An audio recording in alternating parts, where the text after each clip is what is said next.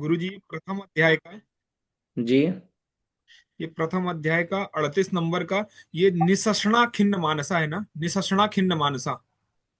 कितने नंबर का? 38 नंबर, एक तू तरुणी तत्र निसषणा खिन्न मानसा। 38 नंबर कहाँ है? ये रहा पहला अध्याय। अच्छा, हाँ, पहले में 38। पहले में 38। हाँ। निषण्णा खिन्न मानसा, एका निसन्ना। तो तरुणी तत्र, निषण्णा खिन्न मानसा, है ना? निषण्णा खिन्न मानसा, ऐसा ही है।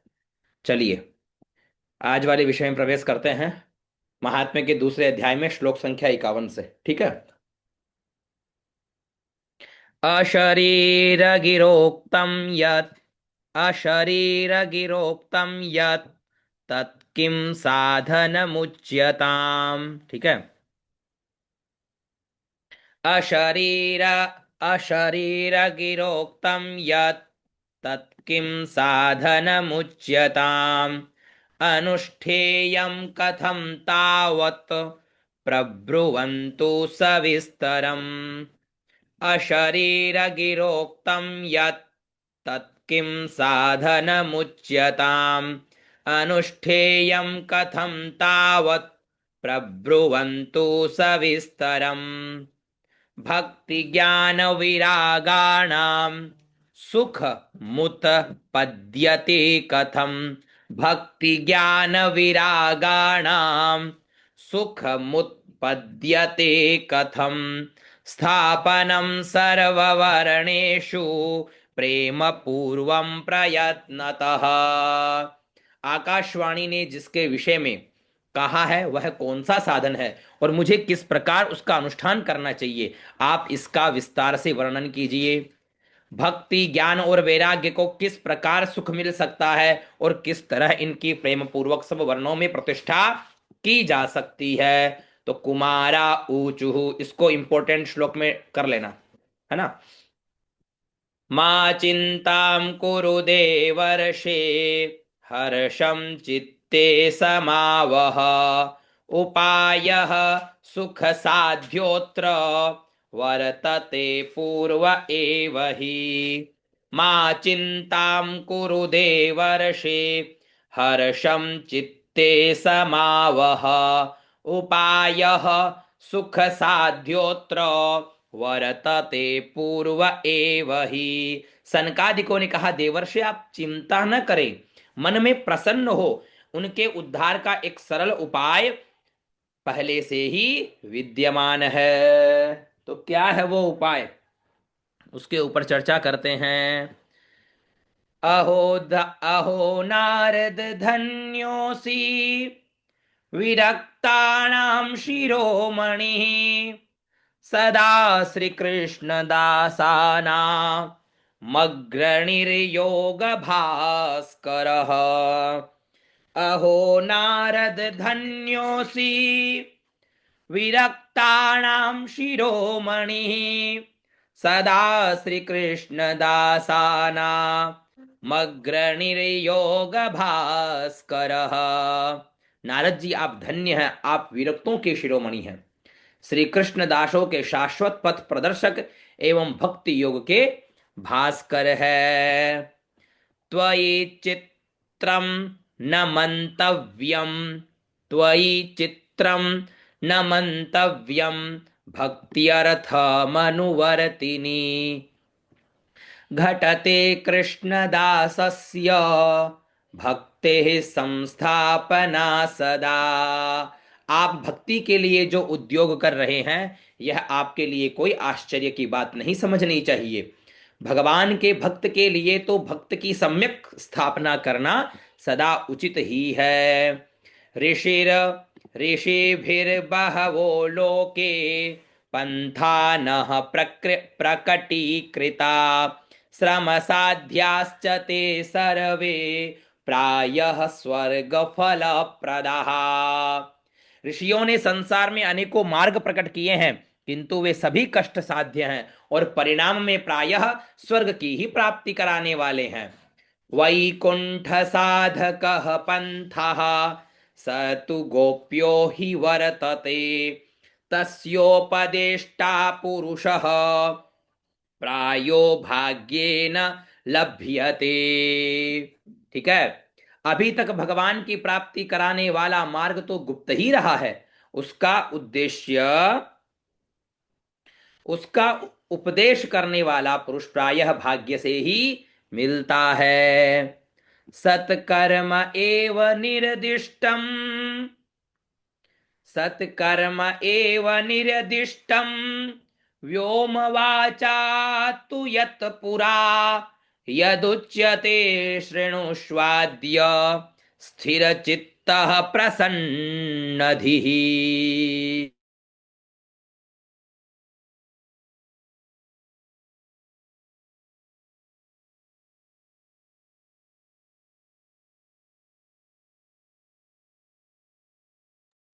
वैकुंठ साधकः पंथा स तु गोप्यो हि वर्तते तस्योपदेष्टा पुरुषः प्रायो भाग्येन लभ्यते।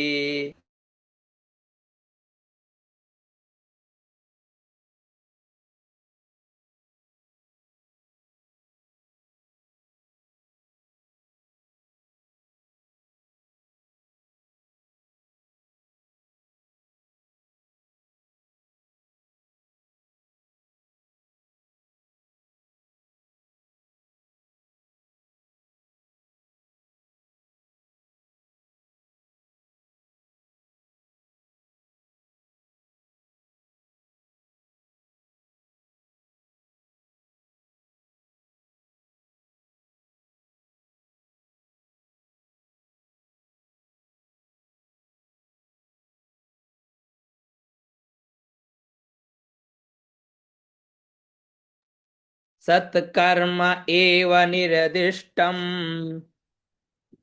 व्योमवाचा तु यत् पुरा तदुच्यते शृणुष्वाद्य स्थिरचित्तः प्रसन्नधिः। सत्कर्म एव निर्दिष्टम् व्योमवाचा तु यत् पुरा यत्तदुच्यते शृणुष्वाद्य। हाँ मनीष जी। गुरुदेव सत्कर्म एव है कि तब है?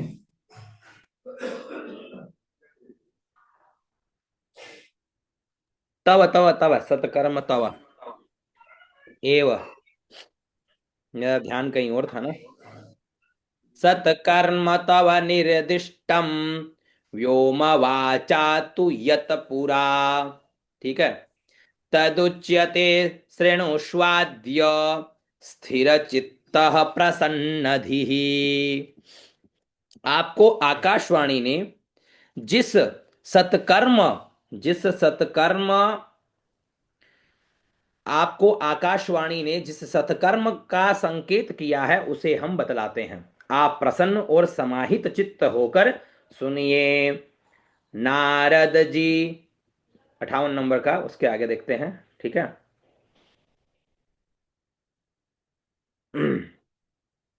द्रव्य यज्ञास्तपो यज्ञा, द्रव्य यज्ञास्तपो यज्ञा योग यज्ञास्तथा परे। द्रव्य यज्ञास, द्रव्य यज्ञास्तपो यज्ञा, द्रव्य यज्ञास्तपो यज्ञा योग यज्ञास्तथा परे, योग यज्ञास्तथा परे। स्वाध्याय यज्ञान यज्ञाश्च, स्वाध्याय यज्ञान यज्ञाश्च ते तु कर्म विसूचकः, ते तु कर्म विसूचकः। नारद जी द्रव्य यज्ञ, तपो यज्ञ, योग यज्ञ और स्वाध्याय रूप ज्ञान यज्ञ, ये सब तो स्वर्ग आदि की प्राप्ति कराने वाले कर्म की ही ओर संकेत करते हैं। अब ये इसको इंपॉर्टेंट में लिख लेना इस श्लोक को। सत्कर्म सूचको नूनम ज्ञान यज्ञ स्मृतो बुधै श्रीमद्भागवतालापः स तु गीतः शुकादिभिः सत्कर्मसूचको नूनं ज्ञानयज्ञः स्मृतो बुधै श्रीमद्भागवतालापः स तु गीतः शुकादिभिः। वह पंडितों ने ज्ञान यज्ञ को ही सत्कर्म मुक्तिदायक कर्म का सूचक माना है और वह श्रीमद् भागवत का पारायण है जिसका गान शुकादि महानुभावों ने किया है।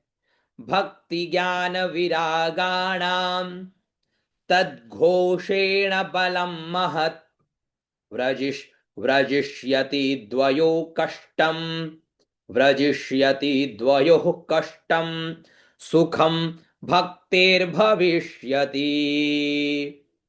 उनके शब्द सुनने से ही भक्ति ज्ञान और वैराग्य को बड़ा बल मिलेगा।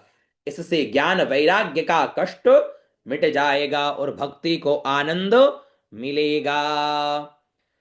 प्रलयम ही गमिष्यन्ति श्रीमद्भागवत ध्वनेः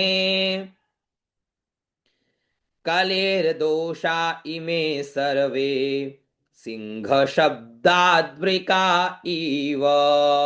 सिंह की गर्जना सुनकर जैसे भेड़िए भाग जाते हैं उसी प्रकार श्रीमद् भागवत की ध्वनि से कलयुग के सारे दोष नष्ट हो जाएंगे। ज्ञान वैराग्य संयुक्तः भक्ति प्रेम रसावहा प्रतिगेहं प्रतिजनम ततः क्रीडां करिष्यति। तब प्रेम रस प्रवाहित करने वाली भक्ति ज्ञान और वैराग्य को साथ लेकर प्रत्येक घर और व्यक्ति के हृदय में क्रीड़ा करेगी। नारद उवाच। इसको भी आप इंपोर्टेंट श्लोक में लिख लो। नारद जी ने क्या कहा?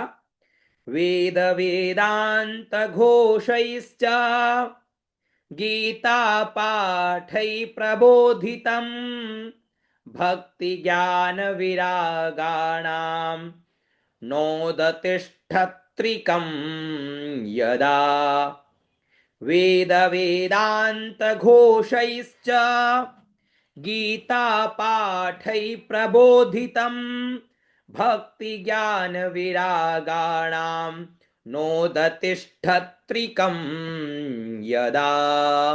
मैंने वेद वेदांत की ध्वनि और गीता पाठ करके उन्हें बहुत जगाया, किंतु फिर भी भक्ति ज्ञान और वैराग्य ये तीनों नहीं जागे। श्रीमद्भागवतालापा श्रीमद्भागवतालापात् तत्कथं बोधमेष्यति तत्कथासु तु वेदार्थः श्लोके श्लोके पदे पदे। श्रीमद्भागवतालापात्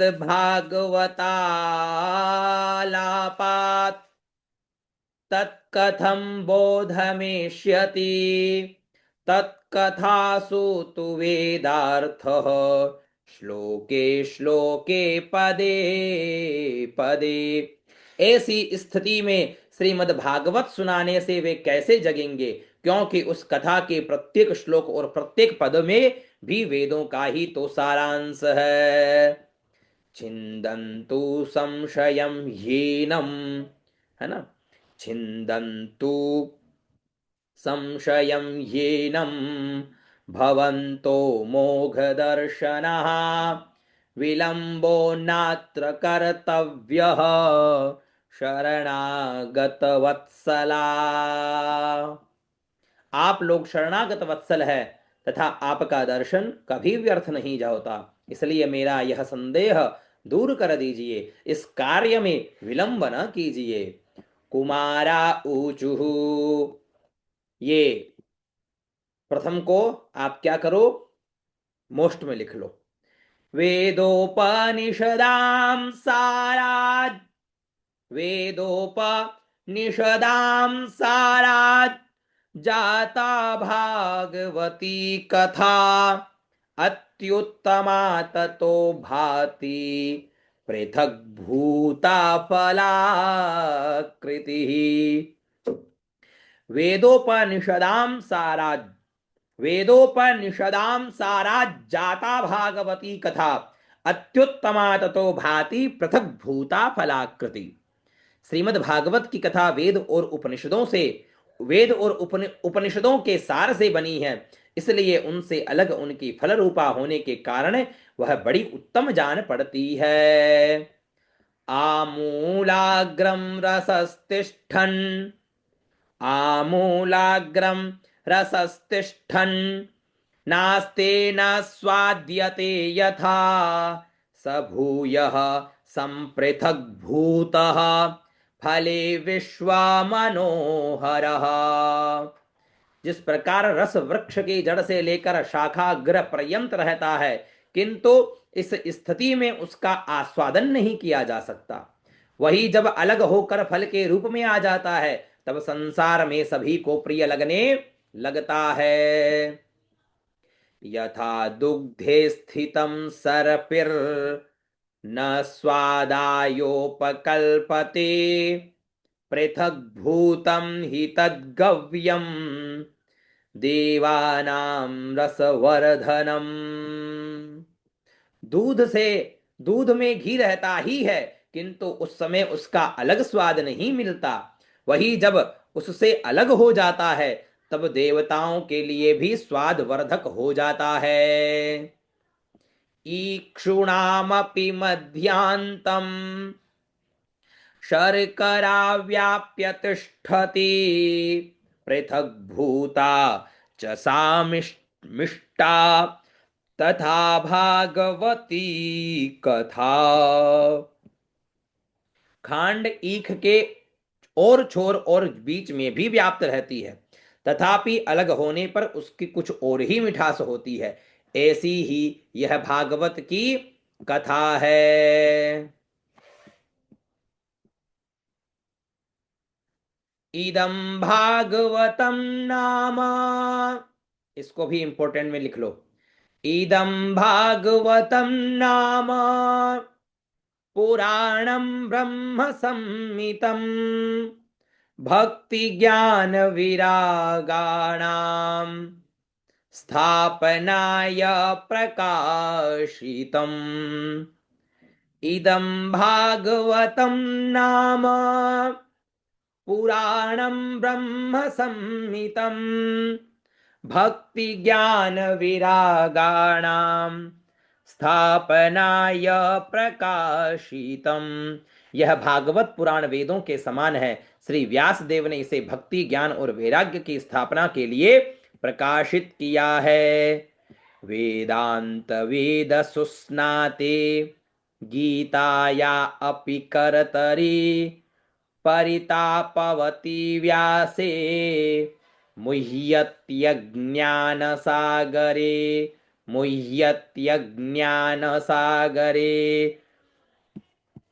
यानी पूर्व काल में जिस समय वेद वेदांत के पारगामी और गीता की भी रचना करने वाले भगवान व्यास देव खिन्न होकर अज्ञान समुद्र में गोते खा रहे थे, उस समय आपने ही उन्हें 4 श्लोकों में इसका उपदेश किया था। उसे सुनते ही उनकी सारी चिंता दूर हो गई थी। तदा त्वया पुरा प्रोक्तम चतुश्लोक समन्वितम तदीय श्रवणात् सद्यो निर्बाधो बादरायणः तत्र ते विस्मयकेन यतः प्रश्नकरो भवान् श्रीमद्भागवतं श्राव्यं शोक दुख विनाशनम। फिर इसमें आपको आश्चर्य क्यों हो रहा है? जो आप हमसे प्रश्न कर रहे हैं, आपको उन्हें शोक और दुख का विनाश करने वाला श्रीमद् भागवत पुराण ही सुनाना चाहिए।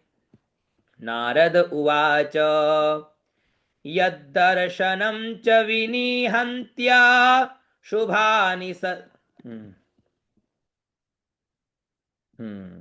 नारद उवाच यद्दर्शनं च विनिहन्त्य शुभानि सद्यः श्रेयस्तनोति भवदुःखदवार्तिभिः दीतानां निःशेषशेष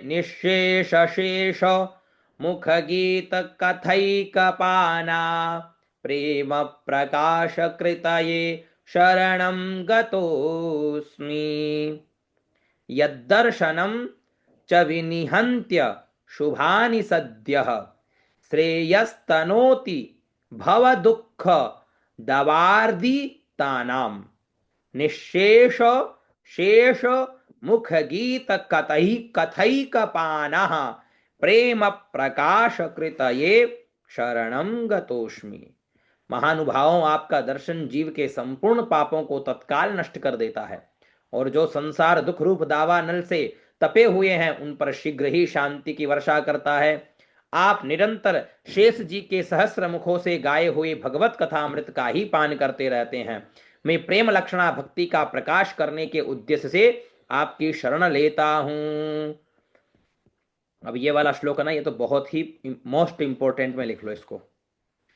भाग्योदयेन बहुजन्म समरजितेन सत्संगमं च लभते पुरुषो यदा वै अज्ञान हेतु कृत मोहमदान्धकार नाशं विधाय हि तदोदयते विवेकः।